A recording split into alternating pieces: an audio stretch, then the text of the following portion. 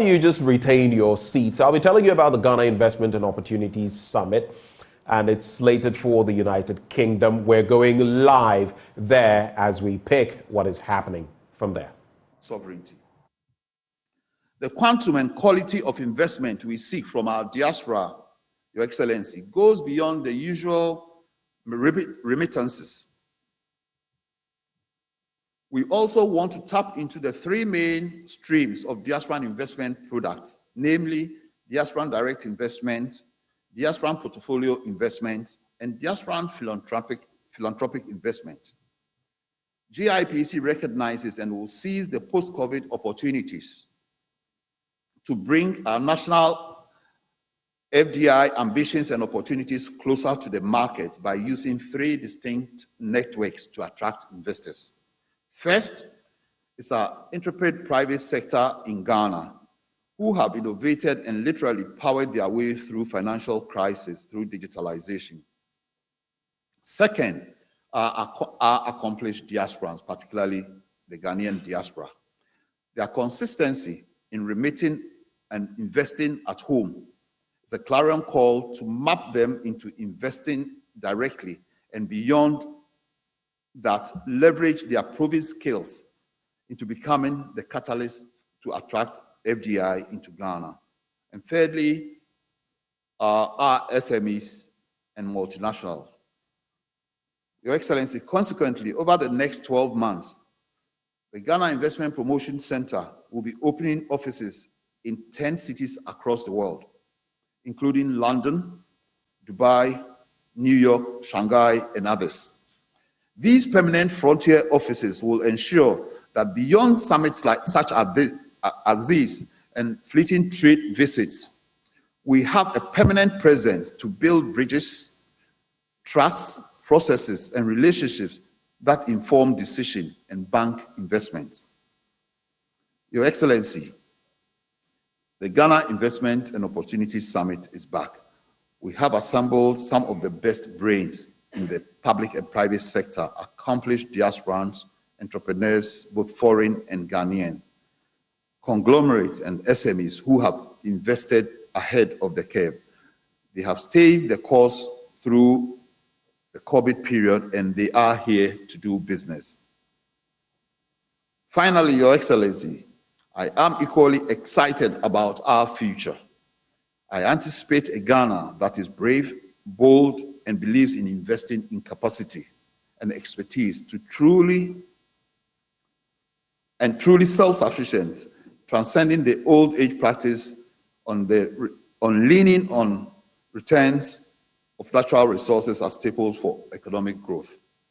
The future of Ghana is promising.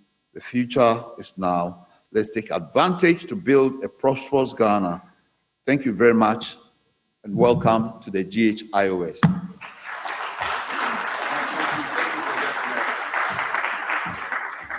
Excellencies, ladies and gentlemen, one more time for Mr. Alex Dade, a shining example of what an illustrious Ghanaian should be, both on the motherland and in the diaspora. We say thank you and God bless.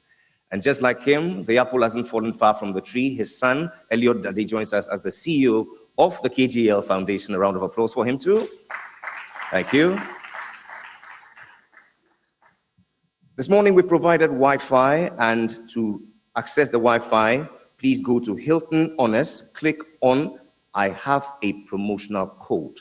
You enter the PIN GHIOS 2023, and voila, you have Wi-Fi. I take it again. Hilton Honors, you click on I have a promotional code, and the PIN is GHIOS 2023. Please share this link with all your friends and loved ones across the world using the hashtag GHIOS 2023. Your Excellencies, distinguished ladies and gentlemen, in ensuring that today's event goes on time, on point, and on message, we've decided to tweak the program a bit so that our message remains on point. Shortly, we shall bring on board two speakers, one from the GIPC and the other from the Ghana Export Promotion Authority. They will speak in line with our theme, which will set the tone for Ghana's economic and financial outlook looking forward. It is now my pleasure to bring up to the stage a man who obviously would look disfigured if awards and recognitions were visible on the human body. I'm talking about the most decorated public servant in Ghana who has made Ghana the most favorable destination for investment. Please welcome my friend and brother, Mr. Yofi Grant.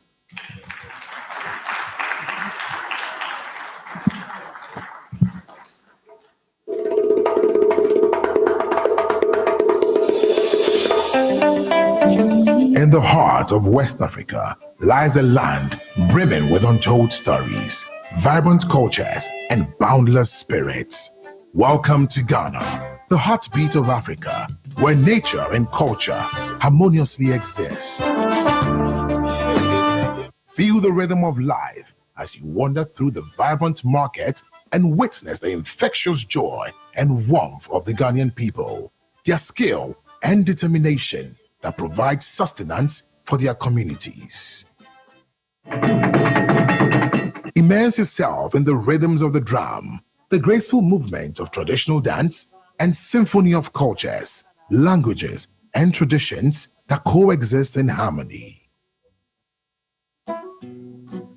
Explore the rich history of Ghana as you walk through the corridors of our historic forts and castles, a reminder of the resilience and strength of the Ghanaian people. Embark on an unforgettable safari in our forest reserves and parks, where wildlife roam freely in their natural habitat, and take in the spectacular beauty of nature that envelopes Ghana with its imposing waterfalls and water bodies. Uncover the essence of the legendary Gold Coast, renowned as one of the world's leading producers of gold and adorned with other minerals like diamonds, iron, bauxite, lithium, and manganese. And beyond the treasures, lush vegetations thrive and abundant oil and gas flow. Experience the vibrant energy of the cities where modernity and tradition coexist, where industries are thriving, backed by continuous technological advancement, with people exuding an unwavering spirit of progress. And don't forget, we are the commercial hub of Africa and a symbol of democracy on the continent.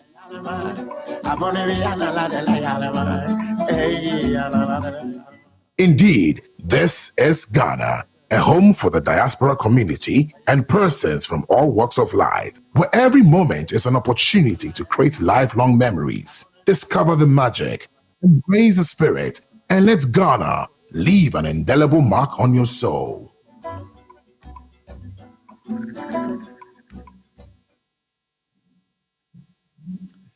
Indeed, that is a little taste of Ghana. I'd like to warmly welcome all of you, Your Excellency, the Vice President of Ghana, and may I stand on all the existing protocols to continue. Thank you very much. But I think I can, if you permit me to break protocol a bit and say today we brought the center of the world to London. Because indeed, in Ghana, we pride ourselves as being in the center of the world. We are the only country on latitude 0 and longitude 0. And so we believe that wherever we go, we carry that center of the world with us. And we are here today, this morning, and I'm very delighted to have all of you here. I'll just quickly go through some of the opportunities that exist in our country today and some of the challenges that we've overcome to make you have a good understanding of what those opportunities mean. But because we are in the UK, we are in London, it's also good to have a good reminder of our relationships and why we are in London. We've had a historical relationship, and the British character goes deep into our heritage. And we have that relation that we need to nurture and, of course, exploit for mutual benefit. And this gives you just a brief summary of what we've done so far. And I must concede, though, that despite our long-standing historical relationships, we haven't been able to optimize it for mutual benefit in a very sustainable way. And I think the opportunity is here today that we need to do that. And we, as my chairman, Mr. Daddy, said, The best routes used, the diaspora who exist here.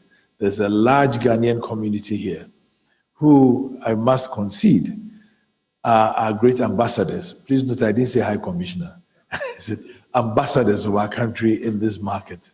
And we believe that they would lead us into forging sustainable relationships that we have.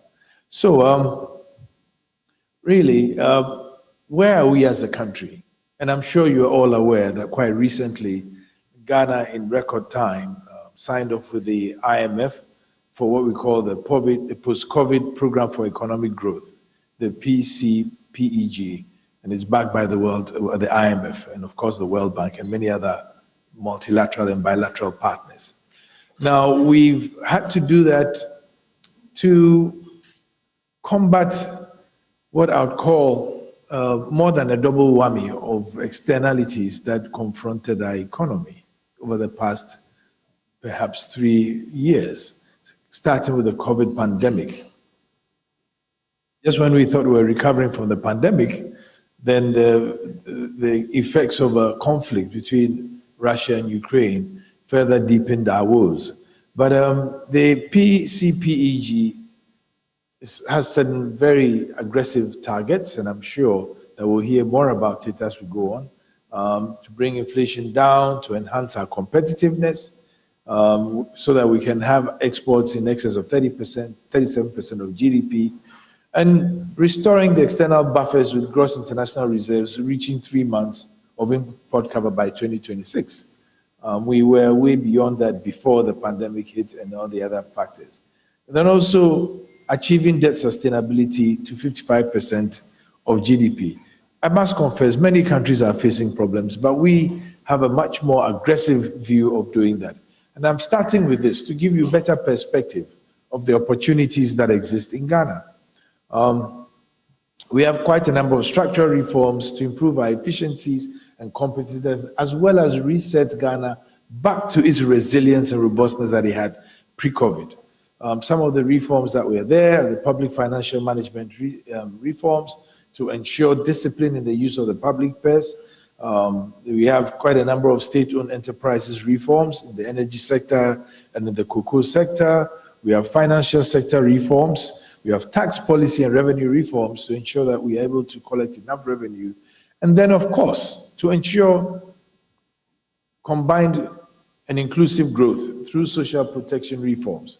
So that is where we are, and it will focus mainly on manufacturing and exports, strong delivery of private-public partnerships, improved business environment, and transition to a digital economy. And there's no better person to oversee this than our illustrious Vice President who has spearheaded Ghana's digital transformation. So now having cleared that bit and given us a perspective, I think I'll just go into a quick country profile and give you a bit, a sneak preview of what we are. Can we have the sound, please? So this gives us a sort of understanding of where Ghana is in terms of our aggression to attracting foreign direct investment. And I'm sure without the background music, it gives you more focus on see what is there. But all these you see are glimpses of the opportunities and the transitions that are fast taking place. The most important for us, of course, is being the headquarters of the AFCFTA.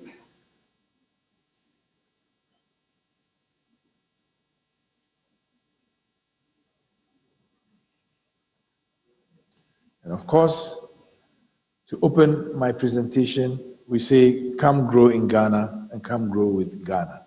So, where are we now? As a country, these are just some of the snapshots that you would see, but I think what's more important for me is not the present, but the future. So I'll not spend a lot of time on it. We are a very stable political environment, and there are quite a number of things we can boast about, being number one, West Africa based on the rule of law, second most peaceful country in Africa. And I once said, somebody asked me, so which is the first? And I remarked to him, oh, it's a small island with very few people and nothing really happens there. So, it's there. We are known for our rule of law, and we've had one of the longest democracies in Africa.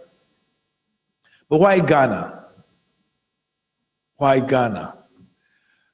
First of all, we are in the center of the world, and almost everything radiates from the center.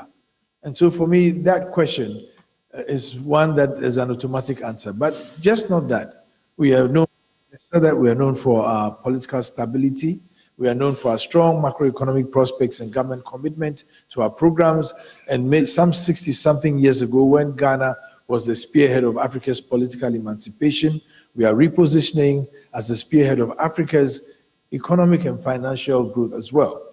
We have, in recent times, instituted very robust policies which have ensured that over the medium to long term, the Ghanaian economy will certainly transform into a modern, sophisticated economy. And then, of course, we have odors of attraction in the investment universe. And I always say that the Ghana story is best told by the 3 O's: opportunity, openness, and optimism. But perhaps even more poignant for today, where we are, is that Ghana, being the center of the world, is well positioned in Africa to be the spearhead of African economic and financial emancipation.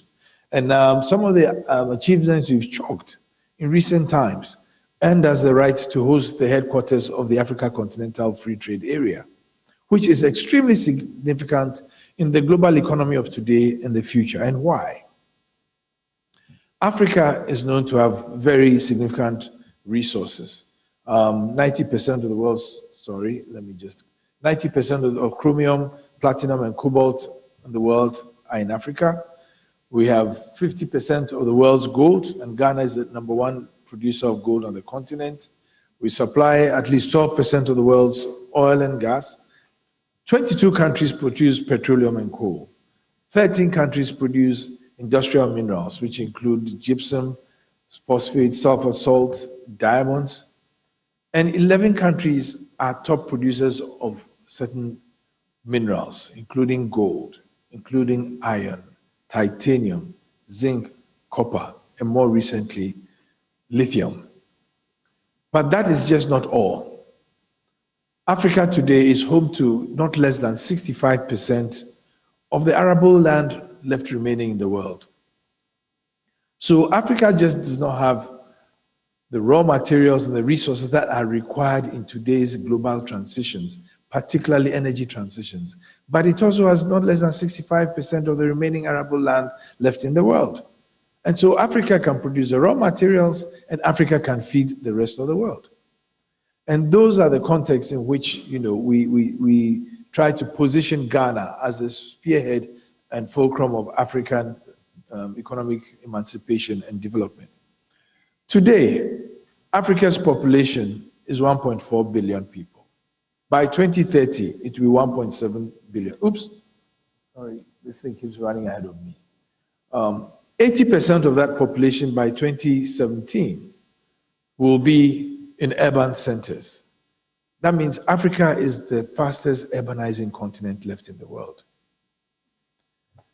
But beyond that, annual spending in African businesses by the year 2030 will be 6.6 trillion or 6.7 trillion.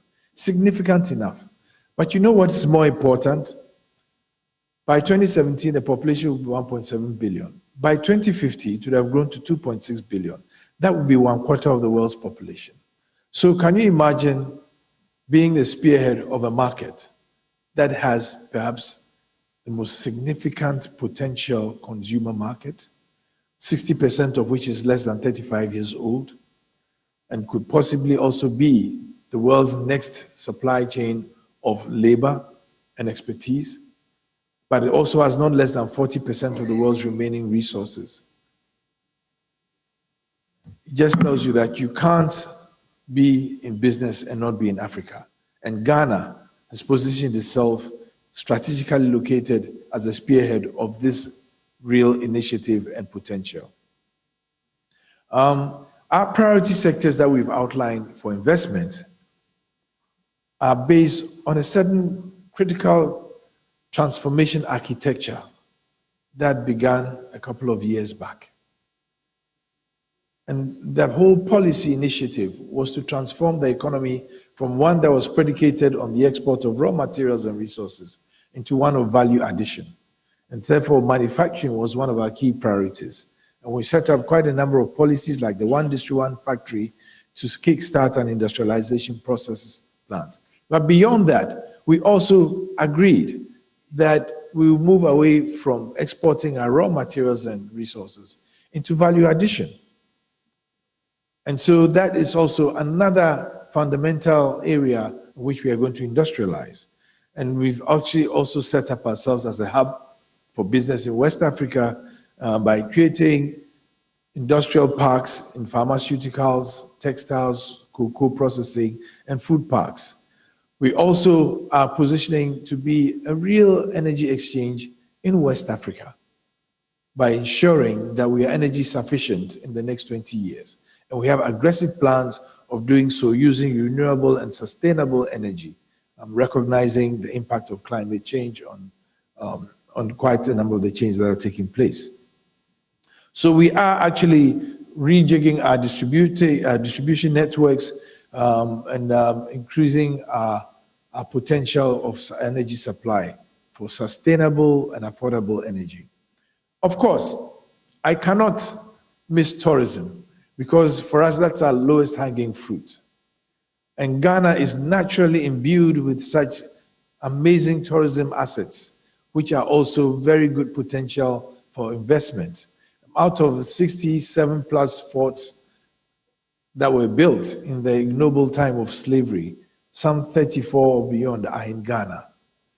But we're also a tropical rainforest country that offers significant opportunity in ecotourism, hospitality, and so we are looking for investors to build the hospitality centers, the theme parks, and more recently, Ghana has positioned itself to be, in quotes, the Mecca for the African in the diaspora or the global African.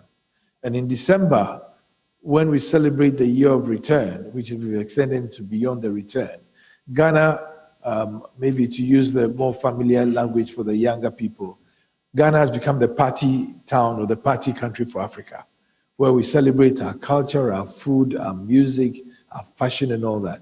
And so for those who want to have a real taste of Ghana, you should visit Ghana in December.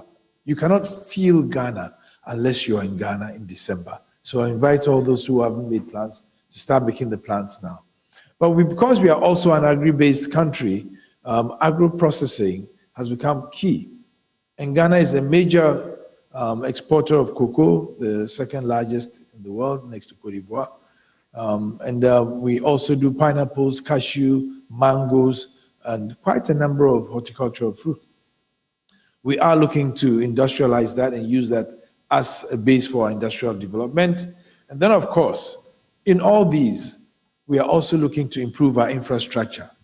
So 5 years ago, we initiated a plan to build 4,007 kilometers of new railway lines, additional to 11,000 kilometers of new roads, to ensure that we connect throughout the country for our manufacturing development through the One District, One Factory, which is simply building a value addition entity in each of the 261 districts that we have. Today, it's One District, One Factory. Tomorrow, it might be one district, 2, 3, 4, 5, 6, 7, 8 factories. And we are looking for investments to shore these up. Now, as you can see, all these put together really create an economy in transition and in transformation. And that architecture that we set back a couple of years is in motion. As we speak, some new railway lines have been done, and later on, I'm sure we'll hear a lot more that has been done in the digital space. We've already spoken about most of this, so I'll just skip it and give you a bit more. And so this gives you a bit about our agricultural opportunity. Please, for the control, this is a video. Can you please give the volume?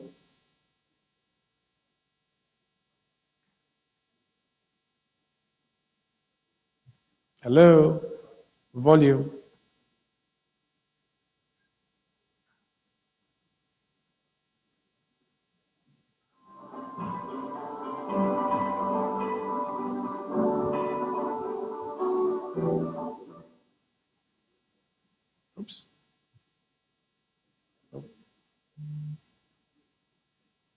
Okay, well, it just gives you a sneak preview. You know, technology feels everywhere, even in London. So, you know, we'll move on. But this agri sector is about 20% of our GDP, and it's a formidable opportunity for food production, for food security, but also food as a substrate for our industrialization project. We have about 13.5 million hectares of land, of which less than 50% is currently cultivated. But we believe that in itself is a major opportunity for investments. Some of the sector gaps which we are trying to fill with foreign direct investment is use of outdated farming techniques in industrializing our farming, climate change and impact on rainfall patterns, so using technology to boost our productivity, our load productivity. And so all these also provide significant opportunity. But I'm told that the land of Ghana is so fertile that anywhere you throw anything, it grows. We are also looking at agro-processing and animal husbandry, especially poultry, cattle, piggery, and all that. And we are also looking at technology support. And today, there are quite a number of farms in Ghana who are using technology. We have Isoka, which is a pricing mechanism used by even illiterate farmers to ensure that they get good pricing for their products, etc. We need to improve much more of that. We are also looking at investors in greenhouses to support that. Quite a number of opportunities, almost every area of agriculture.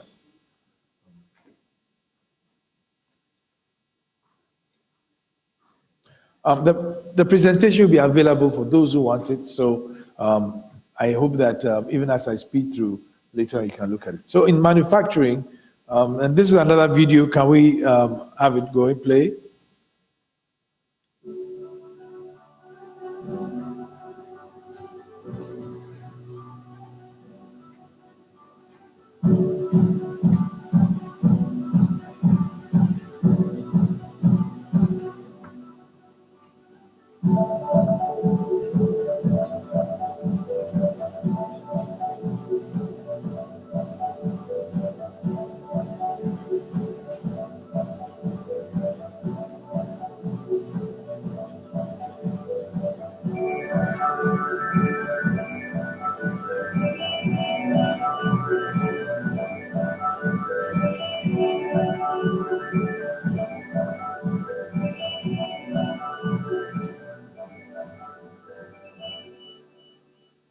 So Jesus gives you a sneak preview of some of the developments in the manufacturing sector in more recent times.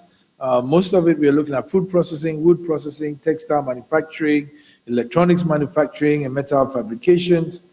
We have industrial zones, quite a large number of industrial zones we are developing. A good example is the Dawa Industrial Zone, which is currently in Ghana.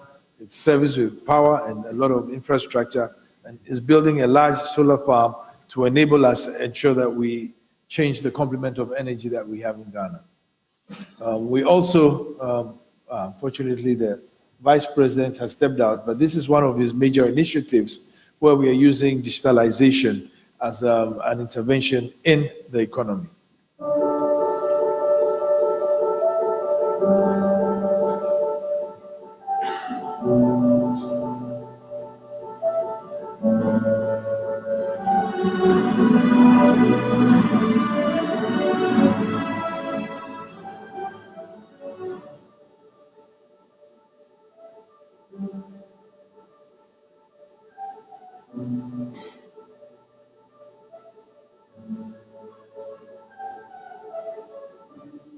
So the digital economy is becoming very important to Ghana. Government is digitalizing significantly and using digitalization as the main route through which the citizens engage with government. So we have quite a number of digital e-transform projects going on. But of course, it's also a very important area for foreign direct investment. And so we are looking at quite a bit of interest in there. Some of the opportunities are what you see here.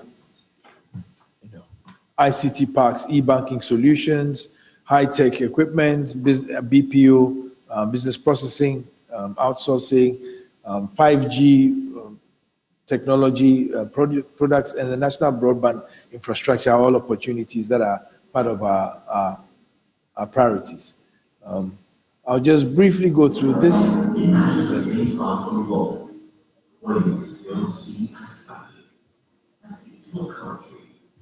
Filled with affable people, decorated with stunning landscapes, world-class beaches and rainforests, also rainwater in abundance.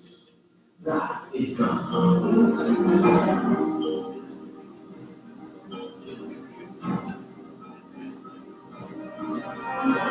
Ghana is among the top tourist destinations in sub-Saharan Africa, gradually becoming an end-of-year convergence point for tourists around the world.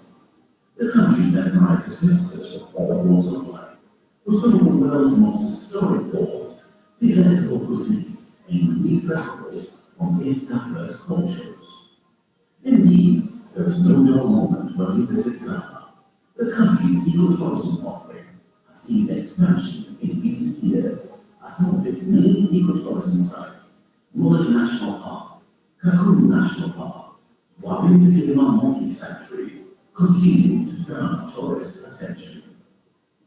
Ghana achieved significant progress in developing ecotourism tourists as some of its many nature reserves after introducing a highly successful year of return campaign in 2018. Ghana cemented its place as a top travel investment destination for Africans in the diaspora.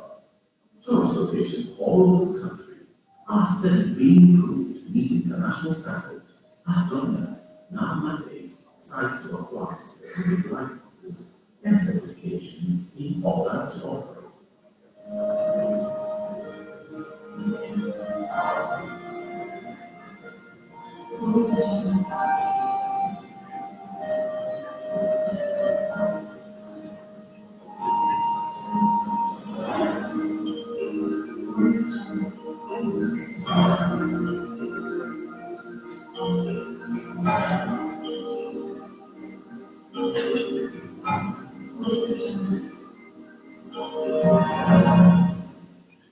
So I think at this point, I've given you quite a good bit of those. I'll go sit down and let you just chew on this as our last attraction bit. But the essence of the whole exercise today is to let you know that you can come to Ghana, come grow in Ghana, and grow with Ghana. I don't think you get a better opportunity today to rectify some of the vagaries that have occurred over the past 3 years than today. New opportunities, new relationships, and a new way to create wealth. So thank you very much for listening.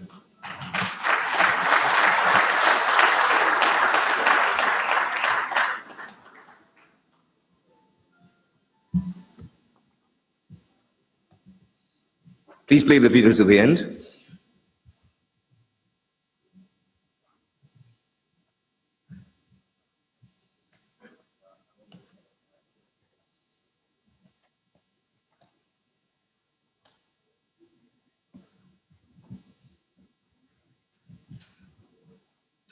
Akwaba, and welcome to Ghana, the center of the world.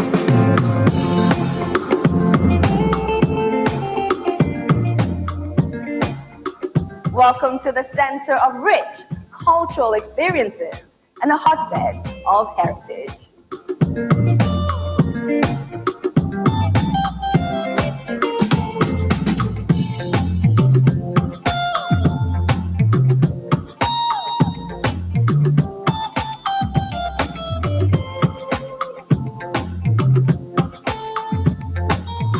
Welcome to the center of the world, where you immerse yourself in great fun, entertainment, and leisure.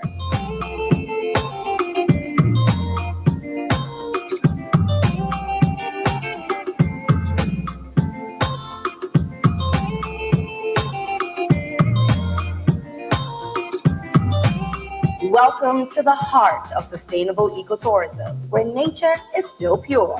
Rediscover yourself with breathtaking nature trips through our mountains, valleys, and lakes. Akwaba, to the center of adventure. Endless thrilling and breathtaking adventure awaits you.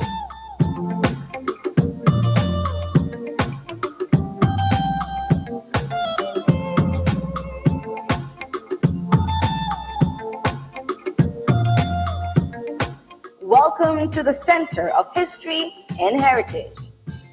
It is time to relive your heritage through our history.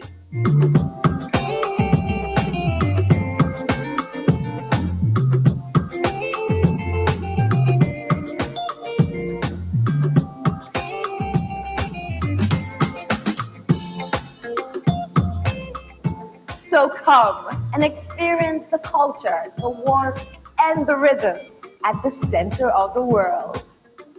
Ghana. Destination Ghana is open and ready to help you discover yourself. Visit Ghana now. It's a warm call to visit Ghana now. Grow in Ghana, grow with Ghana. Please, a round of applause for Mr. Yofi Grant, CEO of the Ghana Investment Promotion Center. And so shortly we'll be hearing from the gift of the occasion, the Vice President of our Republic, who will bring into summary all that we've been talking about. We have tea and coffee outside. You can please reach out and grab one, come back in, and let's continue in style. We want to ask one important question. How do we champion export-led industrial growth in the context of the AFCFTA and world trade? In 15 minutes, he would answer this question so eloquently. Let's make welcome the CEO of the Ghana Free Zones Authority, Ambassador Michael Okwe Jr.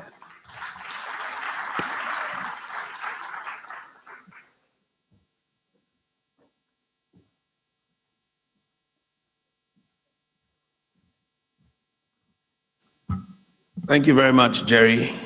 Doing a fantastic job for Ghana. Mr. Vice President of the Republic of Ghana, Dr. Mahmoud Baumia, I would follow Yofi's example and say all protocols observed. It makes things much shorter and easier. So today we are going to deal with a very simple matter, which is wealth and jobs. Having been myself previously Ghana's High Commissioner to India for 4 years, I always kept wondering how Ghana is going to be rich if Ghana has a population of 30 million and people like India, 1.3 billion, America, 250 million, China, 1.4 billion, and so on and so forth.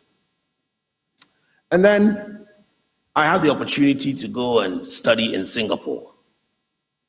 And I realized that wealth is not just in numbers, but it's about production to export. It's about being meaningful to all these big countries. Singapore makes its money by providing for China, America, and so on.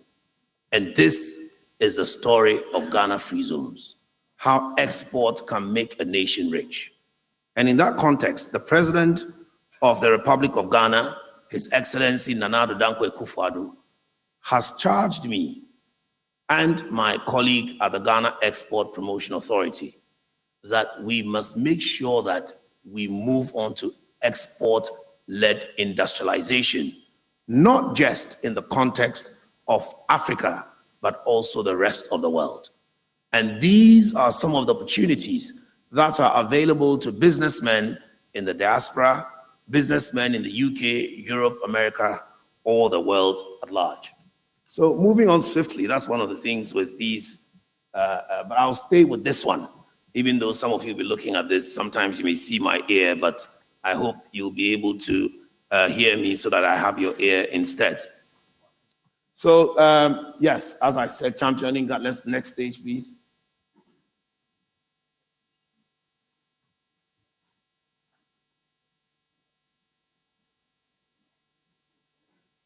Okay, so these are some of the general conversations in terms of what the free zones regime has been designed to support. The second point is very important.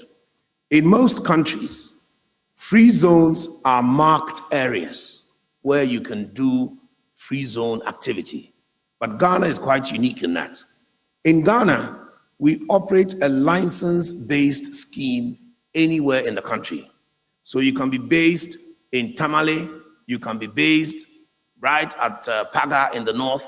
And once your operation is, for example, near your shea butter, so you want to produce shea butter, will give you the license so you can operate anywhere in the country. So you don't need to be in a zone where you are restricted. And that allows you to use your logistics as to how you think is best.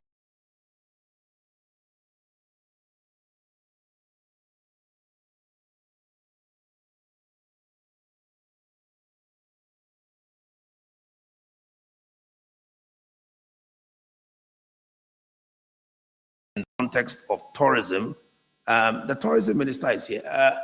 Dr. Awal, please just give them a wave. I want them to see you here. And I want a lot of you to approach him because he's doing some very fantastic tourism stuff in Ghana. But we also want it to be the gateway out of Africa. So whatever you're bringing in, yes, we're going to work with. You bring in your foreign exchange or foreign direct investment. Some of it will be used to set up free zone enterprises, but not just manufacturing. It's something that I'm going to harp on. The free zone scheme also involves services. So that is one thing that I want us to kindly take note of. It involves services. Why? Because we want you to be able to be in Ghana and provide services to the region because of some of the things that were espoused previously. One of them being that Ghana is, according to the Global Peace Index, the second safest country in Africa. The first one, an island outside Africa, means that in mainland Africa, Ghana is the safest. So if you want safety, you want peace, you want continuity, you want certainty, Ghana is the place to look at for your investment. So we want to achieve more and export more beyond the horizon, that is whether into an African country or across the continent. Let's move on to the next one. So these are some of the areas, very important, because a lot of people think that we are looking at only manufacturing. Mr. Yofi Grant has dealt a lot with that. But the areas that we want to look at in particular now are services. And I'm very excited that when it comes to services, we are talking, for example, IT services. We are talking about data process centers. And we are very fortunate to have the Vice President of Ghana, who, for those of you who may not be aware, is nicknamed Mr. Digitization, simply because he's digitizing everything in Ghana for us to have efficiency. So this is something that the Ghanaian population in itself is getting very used to, and it's a very valuable resource for people to use. I'm going to expand on that in the next slide. So developers, people who develop land, people who do commercial activity in Ghana is also part of the free zone. Free zone criteria is simple. Exporting 70% of your produce or services outside Ghana. And I was glad when the titans of industry were mentioned, including the Moses Badens and the Polis and so on. All of them are indeed members of the free zones enterprises. Let's move to the next slide, please. So this is the percentage. Yes, manufacturing is the bulk, but we realize that services in particular is growing, and I'm going to expand as to why. Let's move to the next one. So these are some of the areas, and many of them have been dealt with in the previous slide. So I'll leave, but for pharmaceuticals, this is a very big area where Ghana is doing a lot of work. In fact, when I landed in the UK yesterday, we had a meeting with the British Standards Authority. And one of the areas where we're doing a lot of collaboration in is pharmaceuticals, because UK generics are very big in Ghana. And so it's even better if you can come manufacture the drugs in Ghana, easy supply into the region or the continent. And by that, you would qualify for the Africa Continental Free Trade if you fit the criteria that I'll be expanding on very shortly. So all the other areas are available, as was previously said. And we have opportunities in all these sectors, especially textiles and garments. We have a company, DTRT in Ghana, very much linked to UK and America. They started with one container of clothes being manufactured in Ghana. Today, they are doing 40 containers, a free zone company. You can imagine the kind of jobs that they are creating and the way that they are supplying materials into the diaspora. So these are some of them. Let's move to the next slide so that we can go into some of the technicalities. Fabrication of hand tools and all the rest of it. Jewelry, yes. Chemicals, manufacturing, yes. So the value addition, processing of cocoa, in fact, almost all the cocoa processing companies are free zone companies. I think we have the deputy CEO of Cocoa Board also sitting here. So he's someone you can also approach to give you a bit more of an insight with regard to cocoa production. But we all know that one thing that the president of Ghana has been espousing is that we need value addition so that we would not just create more jobs, but we will add more value to the price and, of course, the value of what we have as raw materials. And cocoa is one of them, whether it's to go into cocoa powder, liquor, all the various stages of production. It gives us more value. And this is going so well that one of the free zone companies, Niche Cocoa, has now even expanded to have a factory situated in America. Ghanaians are no more just having their businesses in Ghana. We are now moving the frontier and to dominate in other countries as well. And this is something that I want to appeal to you about, that when you have the know-how and the stability in Ghana, you are able to move into other jurisdictions and still all the foreign investments and the foreign revenue comes to Ghana for our benefit. So palm oil, all the rest of it, these are areas that have been mentioned. So with the pharmaceuticals, I mentioned that the president is very keen that this area should see a lot of expansion. These are some of the areas. In fact, just recently, a vaccine center in Ghana was, the sword was just cut by the president. And I want you to know that one of the ways that we can collaborate with the UK, you have the research and you are able to do all of that. When you do the research, then you are also able to do the testing. I want you to know that one thing people take for granted, even rats that are used for experiments, keeping them is very expensive and it needs a lot of know-how. So since that is very dominant in the UK, we want the R&D, you do it here, you do the clinical trials here, but when it comes to the mass production of these medicines, then you also look to Africa. And this was very prevalent during COVID, where, for example, with AstraZeneca, after the science was done here, the multiple production was done at the Serum Institute of India. These are some of the reasons why the president has taken initiative to encourage vaccinations to be done in Ghana, and we are ready to scale up whenever you have your scientific portions ready for that. So also we're looking at the ICT Center. Ladies and gentlemen, this is the new crown in the jewel. As I mentioned earlier, our vice president has taken it upon himself to make Ghana the new IT hub. We want Ghana to become the Bangalore of Africa. And these are some of the things that are happening, in particular in the free zones area. Data entry and processing.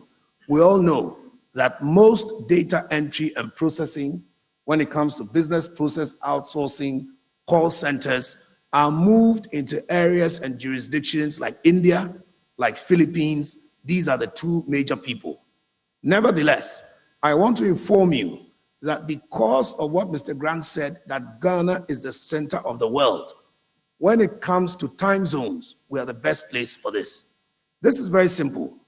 If you look at India, for example, oh yes, 5 hours ahead. When are we going to be able to use this for the advantage of the UK? You look at other countries, all the way in Americas. Ghana is placed to deal with those who are 5 hours behind and 5 hours ahead. other countries do not have that advantage. If you look at even the per capita in terms of payment, most countries, let's say in America, is about $15. If you look at even Philippines and India, we're looking about $5.9. But in Ghana, the average is $5. So not only do you get the best area to be able to operate, but you also get a good price, which in itself is way above our minimum average, and we can partner with you. Suffice to say, Ghanaians are known for one thing. Ghanaians have a lot of educated graduates, but most importantly, Ghanaians speak with a very clear English diction. I'm not referring to anyone else, don't get me wrong. Let's just stay with Ghana. Ghanaians have this as a competitive advantage, and all of you are welcome to be able to maximize this in terms of opportunities. Software development and all the rest of it, very prevalent in Ghana. As you can see, all these companies here, Google, Microsoft, Websoft, IPMC, Uber, SoftTribe, and many others. For lack of time, we've not been able to put all of them here. But Ghana has that advantage of being the IT hub, and most of our services, whether in the mining industry or in the oil and gas industry, can also be harnessed within and exported to these countries. Why? Many of these places are not relatively safe. So people prefer to settle in Ghana. They bring their children there. Their wives are going to the markets with no problems. And yet they are able to work with the whole of the continent and even the sub-region for that matter. So come to Ghana and export your services to these major industries. Now, all of this, no, the one before. All of this is not possible also without land. So as was mentioned earlier, these are the lands which are under the Ghana Free Zones Authority. The Ghana Free Zones Authority is not just for free zones. It is also the Industrial Park Agency in Ghana. So when you're looking for land for any kind of operation, Ghana Free Zones. So in Tema, which is the pioneer, everybody knows about that. The land is basically finished in that area due to its popularity. So after that, we've just recently acquired 1,200 acres of land. This just happened 2 weeks ago. So this is a novel announcement. 1,200 acres of land in Afienya, which is next to Shire Hills. And that makes it relatively closer than any other industrial park in Accra to the largest port, Tema. Then after that, we have the Shama Yabil, which is in the previous constituency of Excellency Papa Uso Ankuma. A lot of things are happening there. In fact, we have some investors who are doing some fantastic work. So as soon as I walked in here, the first question High Commissioner Papa Uso Ankuma asked me is, what is happening with Yabil? I say, good news. We've already signed an MOU, and God willing, in about 2 months, we'll be signing a contract there to move the industrial park into another level. Yes. Oh, perfect, no worries. So let me just do this quickly. Now we have quite a few other information, but some of it, all you need to do is when you contact us, we can give you the details of that information. So for example, our incentives, we have monetary, we have non-monetary incentives. We have various other things that would interest you so that when you know that your produce is more than 70% of export, come to the Ghana Free Zones Authority and we'll guide you to be able to settle and do more. Thank you very much for your time, ladies and gentlemen. Thank you.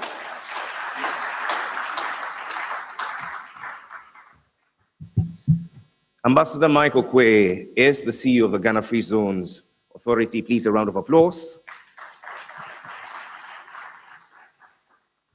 Now we get to the high point of today, where we get to hear from the gift of the occasion, the Vice President of the Republic.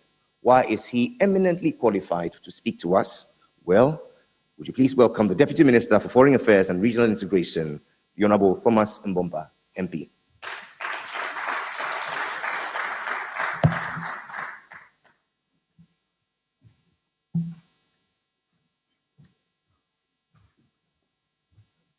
Thank you. His Excellency the Vice President, Dr.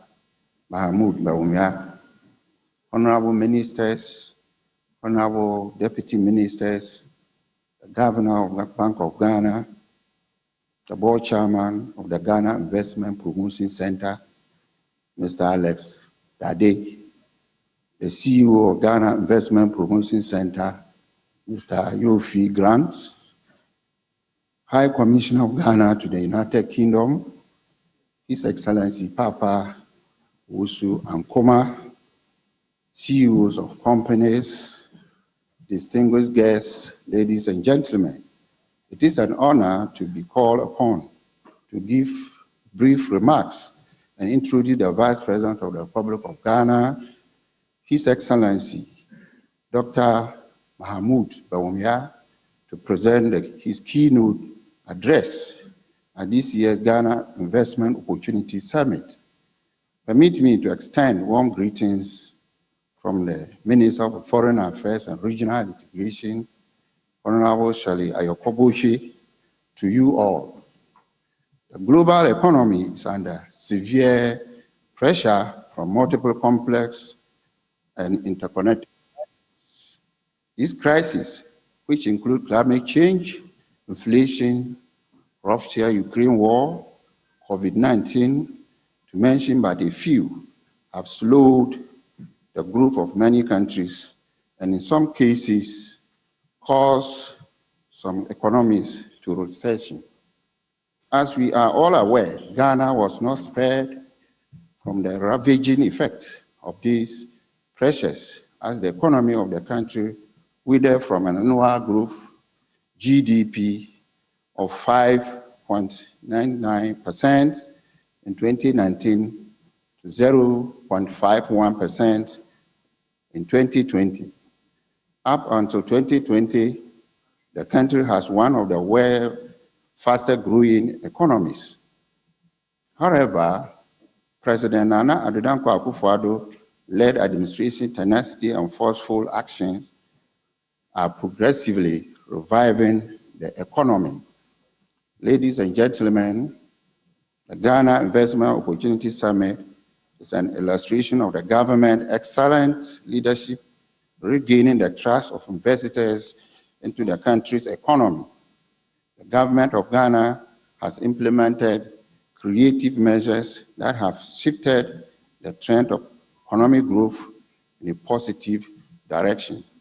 Today, we have gathered here at this point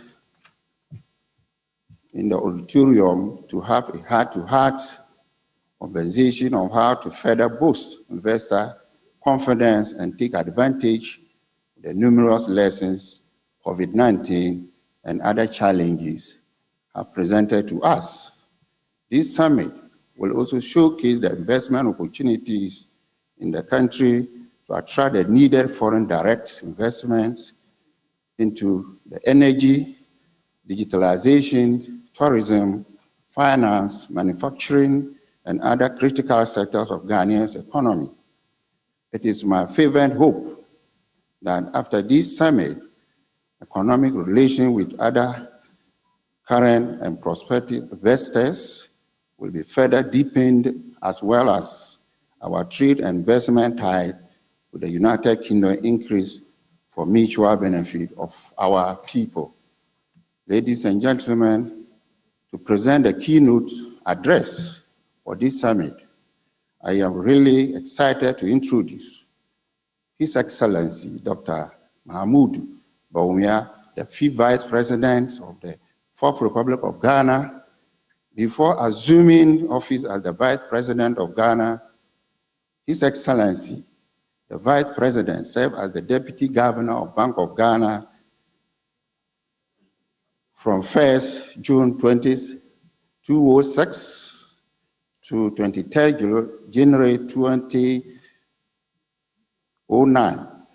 He currently serves as the Chairman of the Economic Management Team, which through his guidance has contributed immensely to the economic recovery and the growth of Ghana. Dr. Bawumia has championed numerous transformational policies and projects we see in Ghana today. Some of these projects include, but not limited to, the Zimline drone for delivery of medical supplies, which has made Ghana the country with the largest medical drone delivery service in the world. Mobile money interoperability between bank accounts and mobile wallets, first of its kind in Africa, making Ghana rank #1 in Africa in terms of access to financial inclusion, digitalization of national ID card, paperless port, which has increased efficiency and revenue mobilization at our ports, among many others. He has carved out a place for himself and made significant contribution by promoting policies that are visible and felt everywhere. Without much ado, join me to welcome His Excellency, Dr. Mahmoud Bawumia, to present the keynote address.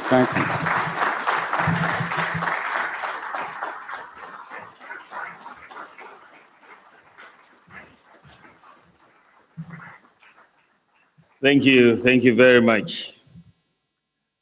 Please have a seat. Honorable Minister for Tourism, Dr. Mohammed Awal, Deputy Minister for Foreign Affairs and Regional Integration, and MP for Tatale, Honorable Patrick Mbomba. Honorable Members of Parliament, the Governor of the Bank of Ghana, Dr. Ernest Addison, and his Deputy Governor, Dr.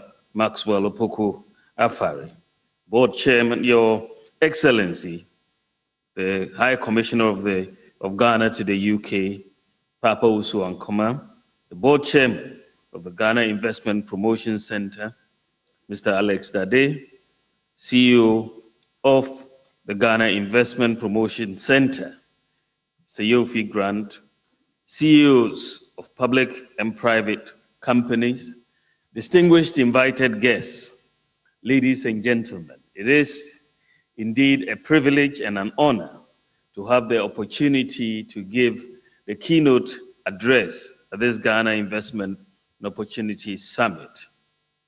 I would like to take the opportunity offered by this platform to extend a congratulatory message to the King of England, King Charles III, for a successful coronation on 6 May 2023.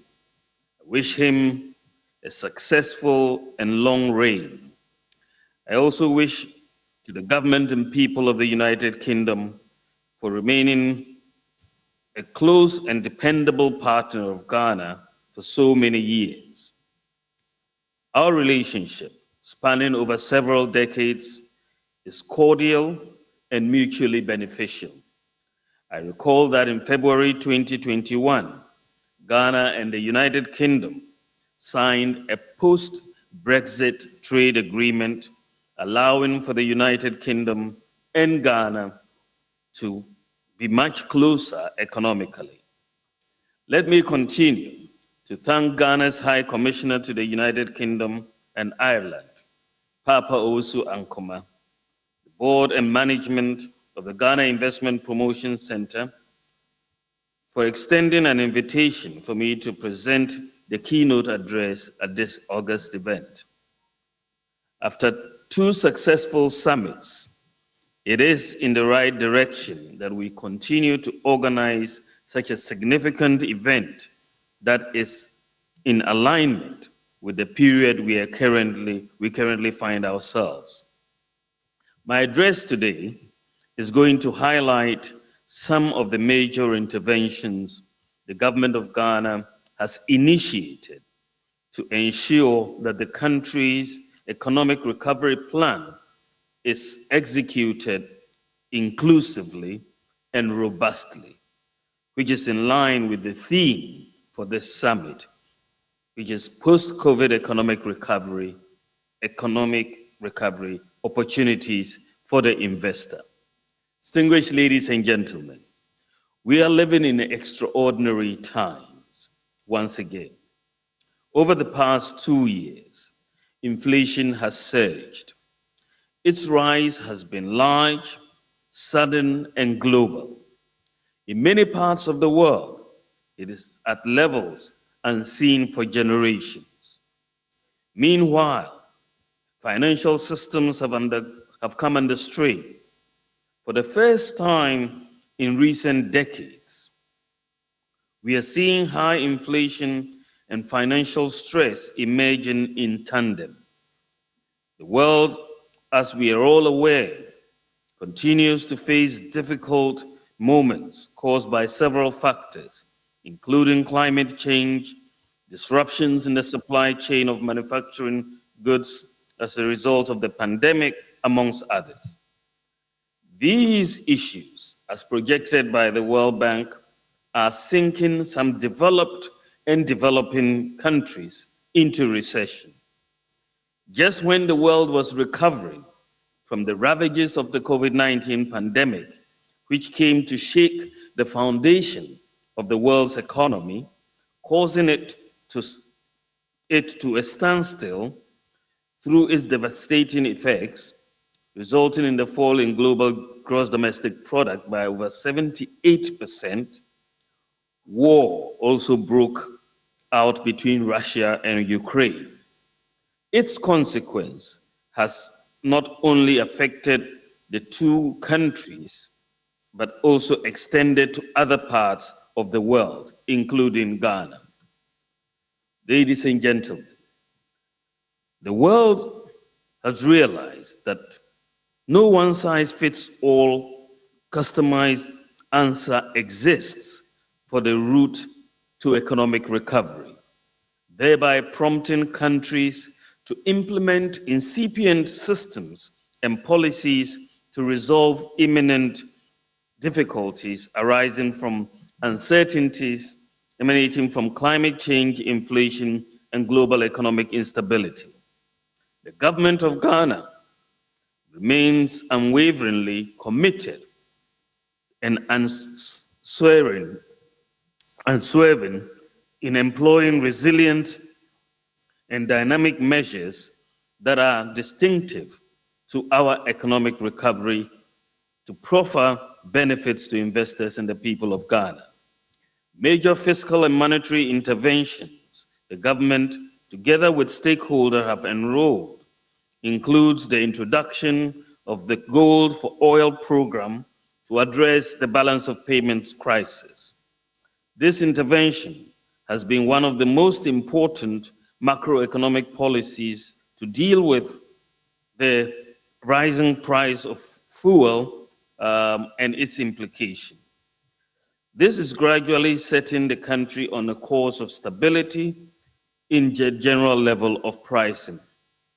To further ensure financial stability of the country, government has established a financial stability fund with the help of development partners to provide liquidity support to banks, pension funds, insurance companies, fund managers, and collective investment schemes to ensure that they are able to meet their obligations to their clients as they fall due.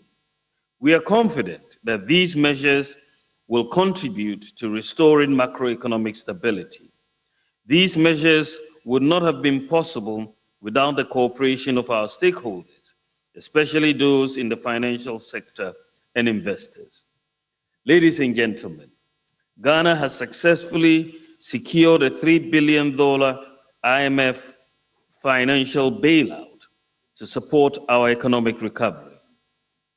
This aims to, among other things, restore macroeconomic stability and debt sustainability, and includes a wide-ranging reforms to build resilience and lay the foundation for stronger inclusive growth.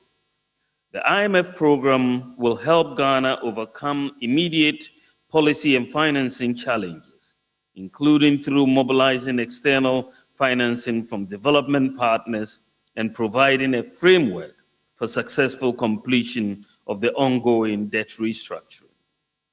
To expand and diversify the supply base for value-added industrial export products and services, the government, through the National Export Development Strategy, has strategically outlined 17 sectors, which are not exhaustive and includes cocoa, cashew, horticultural products, oil seeds, fish and fishery products, textiles and garments, natural rubber sheets, and aluminium products as priority areas for national development.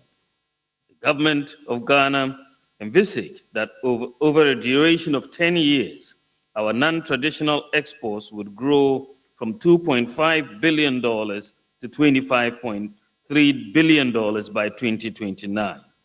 This, however, will be accompanied by deep structural transformation that will position Ghana as a competitive export-led economy.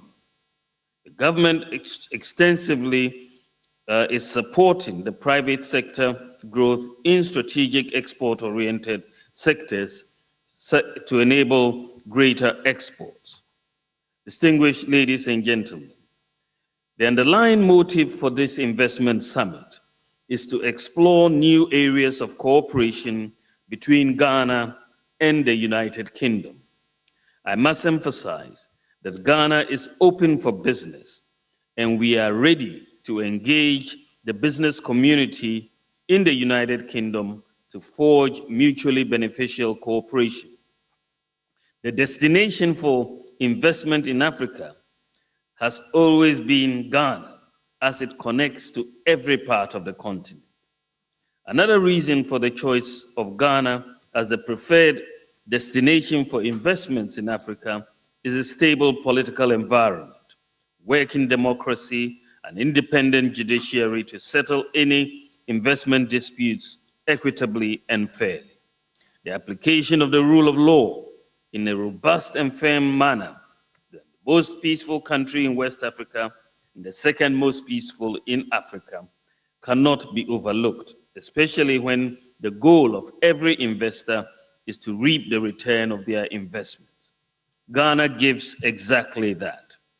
With its teeming, energetic youth, Ghana has attracted giants in the global automotive industry to set up assembling plants in the country.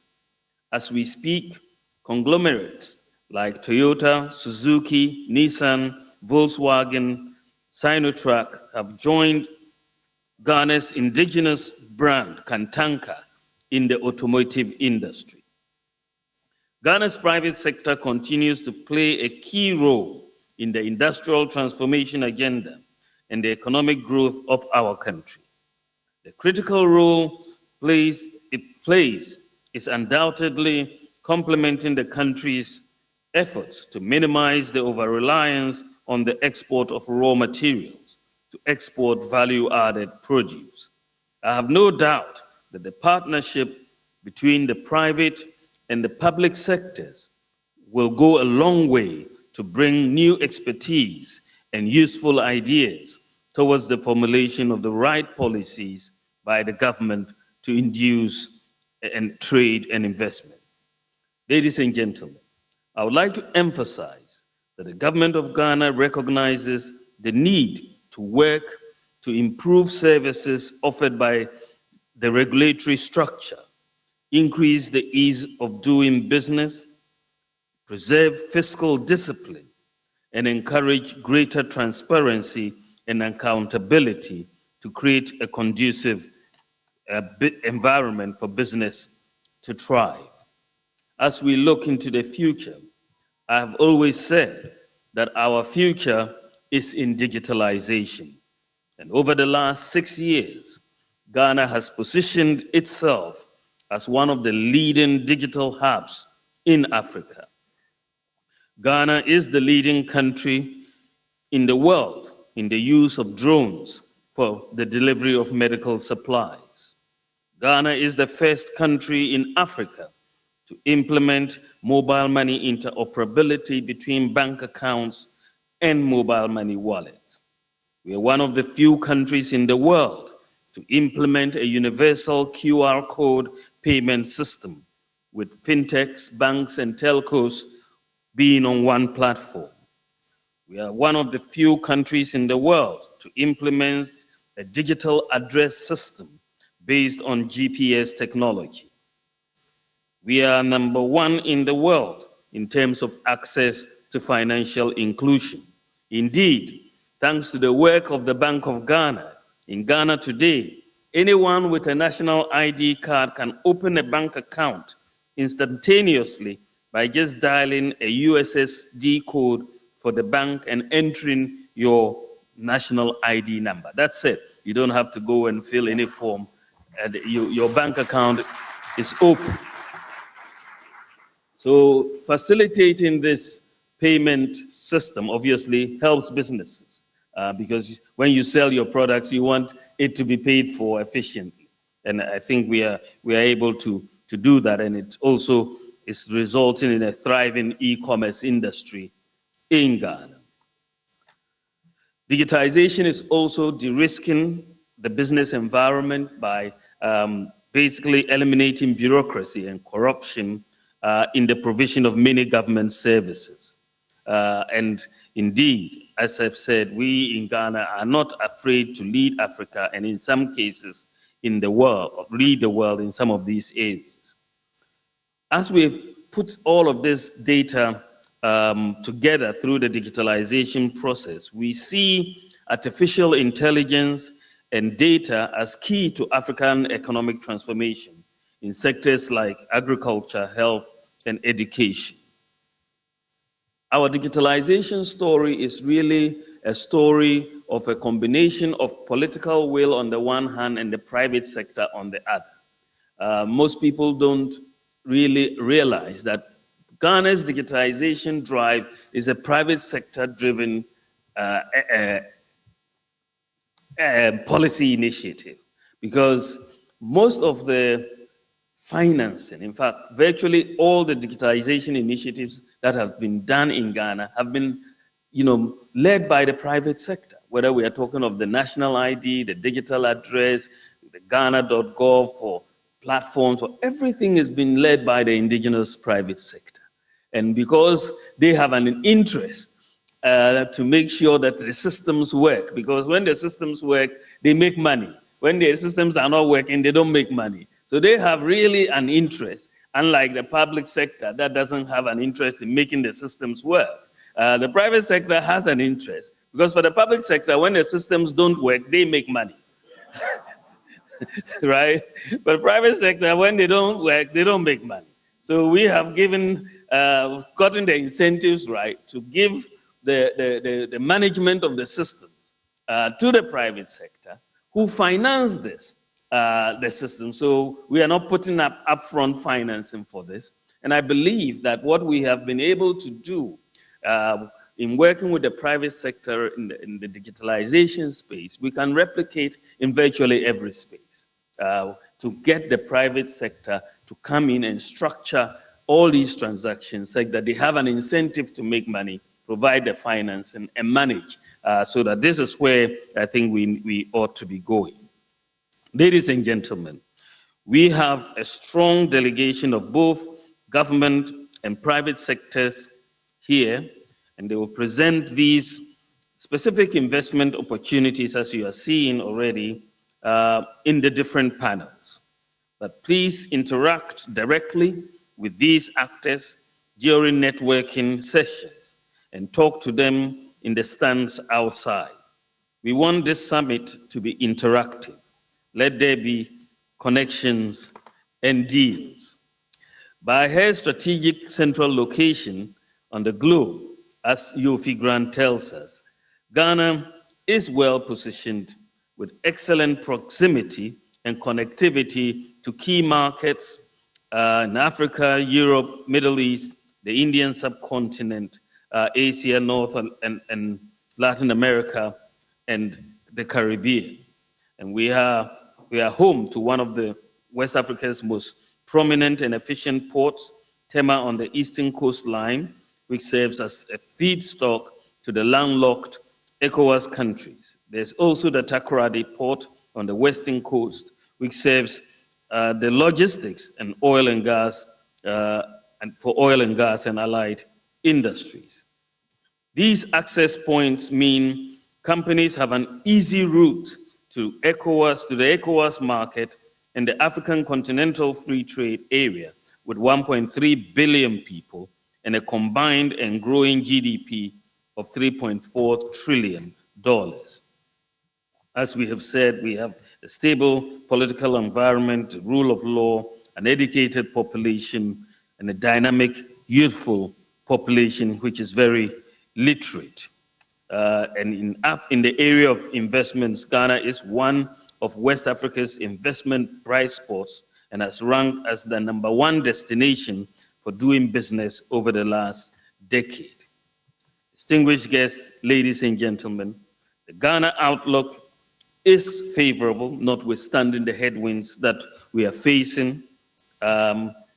Is favorable, with prospects for medium-term growth pegged at around 5%, and we are open and optimistic about the future because despite the near-term headwinds, we are forging new relationships and establishing linkages through shared values, interests, and pragmatism. We are also going to be undertaking some very significant structural reforms to support our economy and maintaining fiscal discipline in the process.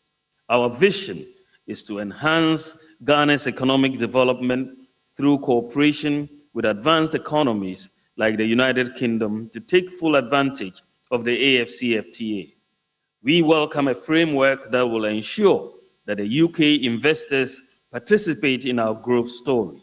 We recommit to the strategic partnership with the private sector and enhanced efforts for industrialization and productive transformation to achieve sustainable economic growth and achieve economic opportunities for our citizens, especially women and the youth.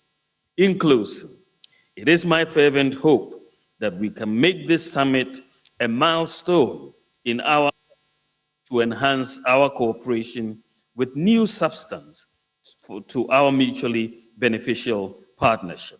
I wish you fruitful deliberations, and I thank you for your attention.